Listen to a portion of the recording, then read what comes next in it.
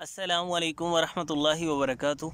मैं हूं हकीम मोहम्मद साजिद फ़ारूकी और आज भी एक बड़ी स्पेशल वीडियो लेकर मैं आपके सामने हाज़िर हुआ हूं। ये मेरे पीछे आप देख रहे हैं हालों, जिसे अमूमन जानवरों के चारे के तौर पे उगाया जाता है, लेकिन अल्लाह रब्बुल इज़्ज़त ने इसमें हमारे लिए भी बहुत ज़्यादा फ़वाइद रख दिए हैं और ये बहुत से अमराज़ का शानदार इलाज है।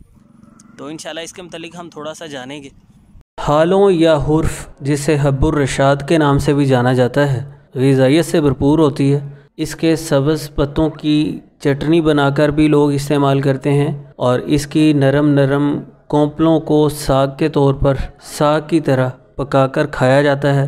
उसके पराठे बनाए जाते हैं। बहुत मुफीद चीज़ है, गर्म खुश्क मिजाज है इसका। अद्वियाती तौर पर इसके बीज ज़्यादा मुस्तामल हैं। मैं आपको इसके बीज स्क्रीन पर दिखा रहा हूँ। ये जितना आपको भूर नज़र आ रहा है, इसके फूल सफ़ेद रंग के नज़र आ रहे हैं। कुछ वक़्त के बाद ये डोडियाँ बन जाएंगी और इनके अंदर तुख़म पैदा होंगे, जो हालों के नाम से जाने जाते हैं और पंसार स्टोर से आपको आसानी से सस्ते दामों मिल जाएंगे। हालों के ये तुख़म जो हुर्फ के नाम से भी मारूफ़ हैं, गर्म खुश्क मिजाज रखते हैं, मुनफिसे बलगम हैं, बलगम को ख़ारिज करते हैं, भूख बेहतर होती है इससे। ये बहुत अच्छे मुदिर बौल हैं, मुदिर हैज़ हैं। ख़ास अय्याम में जिन ख़वातीन को तकलीफ़ होती है और दिक्कत से तंगी के साथ मेंसेस आते हैं, उनके लिए मुफीद साबित होते हैं। पेट के कीड़ों को ये हलाक करते हैं और मुकव्विए बा भी हैं, जिनसी कमज़ोरी का इज़ाला करते हैं। अगर हालों के बीज गर्म पानी के साथ सुबह खाली पेट खाए जाएं 2 से 3 ग्राम, तो बलगम कै की सूरत में खारिज हो जाती है। इसके अंदर विटामिन सी भी काफ़ी मिकदार में पाया जाता है, तो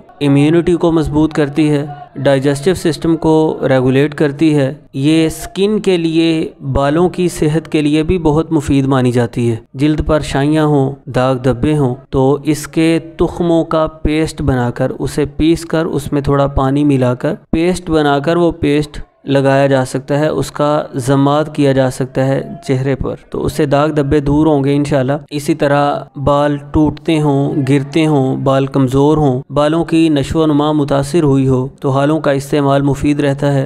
ये खांसी के लिए बहुत मुफीद है, अस्थमा की अलामात को ख़त्म करती है, सांस की तंगी को दूर करती है। बर्स के निशानात हों इब्तिदाई तौर पर, तो उस पर भी हालों के बीज पेस्ट बनाकर लगाए जा सकते हैं, जिससे यकीनी तौर पर फ़ायदा होगा। हालों की खीर बनाकर खाई जाती है, जो जिनसी कमज़ोरी को दूर करने के लिए बहुत ही मुफीद साबित होती है। आधा किलो दूध में आप 10 ग्राम हालों के बीज, यानी हालों के नाम से जो आपको पंसार स्टोर से मिल जाएंगे, डालकर अच्छे से पकाइए। ये फूल जाते हैं जिस तरह इसबगोल दूध के अंदर फूल जाता है, और बहुत लजीज इसकी खीर बनेगी। मीठा करने के लिए आप इसमें चीनी की बजाय शक्कर या गुड़ डाल लें, थोड़ा सा हस्बे जायका। तो 5-7 दिन ये खीर खाने से इंशाल्लाह खातर खा फ़ायदा होगा। वैसे इसकी मिकदार खुराक 2 से 3 ग्राम है, लेकिन खीर की सूरत में आप 10 ग्राम तुख़म भी खीर बनाकर इस्तेमाल कर सकते हैं। सर्दी की वजह से पैदा होने वाले अवारिज़ात को ख़त्म करने के लिए हालों का जोशांदा मुफीद रहता है। मैदे और अमआ को क़ुव्वत देती है, आंतों की सेहत के लिए बहुत मुफीद है। और वैद कहते हैं कि इसके बीज मुकव्विए बा होने के साथ साथ बदन की तक़वियत के लिए भी बहुत असर रखते हैं। जिस्म को क़ुव्वत देते हैं, खून को साफ़ करते हैं, हिचकी में मुफीद रहते हैं, और इससे दस्त यानी पतले पाखाने, पेचिश वगैरह की कैफियत भी ख़त्म हो जाती है। फसाद खून की वजह से पैदा होने वाले अमराज में भी हालों का इस्तेमाल किया जाता है। जिस्मानी अमूमी दर्दों को ख़त्म करने के लिए भी हालों बहुत फ़ायदेमंद साबित हुई है।